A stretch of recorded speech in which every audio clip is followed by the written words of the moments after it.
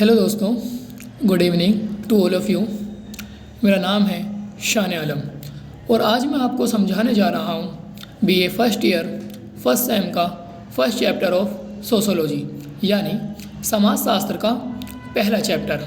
तो सबसे पहले हम इसका नाम देख लेते हैं, नाम क्या है और उसके अर्थ को समझने का प्रयास करते हैं। नाम है अर्थ, क्षेत्र, समाजशास्त्र और सामान्य बोध।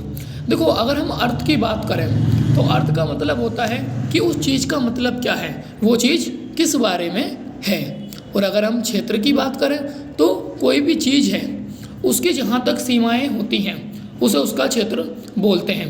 जैसे कि आपने देखा होगा कि अगर हमारा मान लो कोई बॉक्स है, इस तरीके से मान के चलो एक बॉक्स है, तो इसकी जो सीमाएं हैं, देखो यहाँ तक है, एक ये रही, एक ये रही, एक ये रही और एक ये रही। तो इसी तरीके से किसी विषय की पहुंच कहाँ तक है और इसकी सीमाएं कहाँ तक है, इसी को क्या कहते हैं, क्षेत्र कहते हैं। अब बात आती है समाजशास्त्र पे कि समाजशास्त्र क्या है। तो समाजशास्त्र जो है एक विषय है। क्या है? एक विषय जिसमें हम समाज का अध्ययन करते हैं। आपने देखा होगा जिस तरीके से हम जीव विज्ञान को पढ़ते हैं, जिस तरीके से हम भौतिक विज्ञान को पढ़ते हैं, उसी तरीके से हम समाज के बारे में, यानी जो हमारी सोसाइटी है, जैसा भी हमारा समाज है, उसको हम किस में पढ़ते हैं, समाजशास्त्र को पढ़ते हैं। अब बात करते हैं सामान्य बोध की। तो सामान्य बोध का मतलब है कि हमारे जो लाइफ है, हमारा जो समाज है, उसमें कुछ ऐसी चीज़ें प्रचलित हैं जो हमें पता नहीं आई कहाँ से हैं और उनका कोई प्रमाण या कोई तथ्य नहीं है। बस वो चीज़ फॉलो हो रही है तो हम भी कर रहे हैं, यानी वो चीज़ हमारे समाज में है। चलिए बढ़ते हैं अपने चैप्टर की ओर। तो आप यहाँ पर परिचय में देख रहे होंगे कि समाजशास्त्र एक नवीन विज्ञान है। सबसे पहले ये जितने भी हमारे पॉइंट आप ऊपर से लेकर नीचे तक देख रहे होंगे, इन पॉइंटों को समझने का प्रयास करेंगे। इसी तरीके से हमारे इस चैप्टर पर पकड़ जो है वो काफ़ी ज़्यादा मजबूत हो जाएगी। अगर हम बात करें कि समाजशास्त्र एक नवीन विज्ञान है, तो भाई नवीन विज्ञान कैसे है? नवीन का मतलब है नया विज्ञान है। इसे नवीन विज्ञान इसलिए कहा जाता है क्योंकि अगर हम और सामाजिक विज्ञानों को देखें, जैसे राजनीतिक विज्ञान, अर्थशास्त्र, इतिहास, तो इनका जो विकास हुआ, इनकी जो शुरुआत हुई वो बहुत पहले हो चुकी थी, यानी प्राचीन काल से ही ये सब्जेक्ट जो थे वो थे। लेकिन अगर जब हम बात करते हैं समाजशास्त्र की, तो समाजशास्त्र जो है 1838 में प्रचलित में आया। और इसके जो एक बड़े ही विद्वान थे फ्रांस के, उन्होंने काफ़ी ज़्यादा मेहनत मशक्क़त करी। केवल एक नहीं, बहुत सारे हमारे विद्वान थे जिन्होंने इस समाजशास्त्र का विकास करने में बहुत ज़्यादा योगदान दिया। तो अब आप समझ गए होंगे कि हम समाजशास्त्र को एक नवीन विज्ञान क्यों कहते हैं। चलिए अगला पॉइंट देखते हैं। समाजों और विभिन्न सामाजिक घटनाओं को समझने में समाजशास्त्र का उपयोग किया जाता है। जैसे ये मैंने अभी दूसरा वाला पॉइंट बताया है, आप देख सकते हैं, मैंने हाईलाइट भी कर दिया।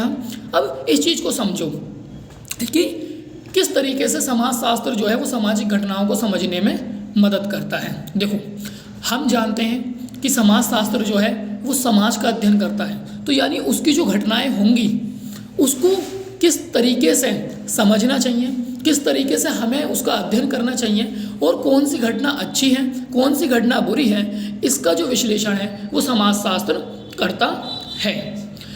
चलिए बढ़ते हैं अपने अगले पॉइंट की तरफ। समाजशास्त्र समाज का विज्ञान एवं शास्त्र है। बिल्कुल बात ठीक है।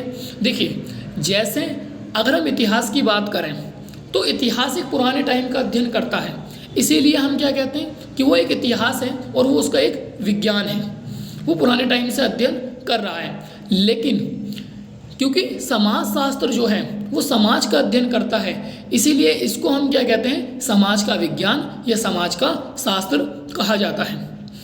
अब अगला पॉइंट देखो, जन्मदाता फ्रांस के विद्वान ऑगस्ट कॉम्ट को समाजशास्त्र का पिता कहा जाता है। अब ये जो फ्रांस के विद्वान थे ऑगस्ट कॉम्ट, इनको ऐसे ही समाज का पिताजी या फिर फादर नहीं कहा जाता है, उसके पीछे भी कुछ रीज़न है। हुआ क्या था कि अगर हम 1838 से पहले की बात करें तो ये समाजशास्त्र ऐसा नहीं था जैसा कि आज हम देखते हैं। इस समाजशास्त्र की कई शाखाएं थीं और ये विषय नहीं था समाजशास्त्र। फिर इन्होंने जो हमारे फ्रांस के विद्वान हैं ऑगस्ट कॉम्ट और स्पेंसर हैं, दुर्खीम हैं, और भी बहुत सारे विद्वान हुए जिन्होंने इसके विकास में अपना काफ़ी ज़्यादा योगदान दिया, जिस वजह से समाजशास्त्र जो है वो एक विषय के रूप में आया। अब सॉरी फॉर दैट, जैसा कि अब हम जानते हैं अगला पॉइंट है हमारा 1838 में नवीन विज्ञान को समाजशास्त्र का नाम दिया गया। अब इस पॉइंट को समझो, देखो पहले कि 1838 में मैंने आपको बताया था अभी कि जो विज्ञान था, जो हमारा समाजशास्त्र है, वो पहले से जो है वो अस्तित्व में नहीं था, लेकिन जब इस पर कुछ विद्वानों ने रिसर्च करी, काफ़ी ज़्यादा तथ्य निकाले और काफ़ी ज़्यादा इस पर रिसर्च करने के बाद में उन्होंने कहा कि समाजशास्त्र जो है, ये जो हमने तथ्य इकट्ठे किए हैं, इन सबको मिलाकर एक विज्ञान बनाया जाना चाहिए। और अल्टीमेटली उन्होंने किया भी वही, उन सबको मिलाकर एक विज्ञान बना दिया गया जिसका नाम है समाजशास्त्र, जो आज हम पढ़ रहे हैं।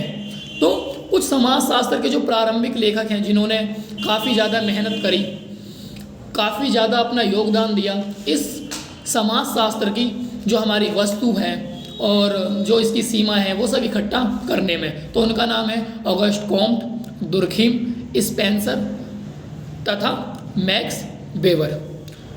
तो अब आप समझ गए होंगे कि समाजशास्त्र की शुरुआत कहाँ से हुई थी और समाजशास्त्र कहाँ से आया।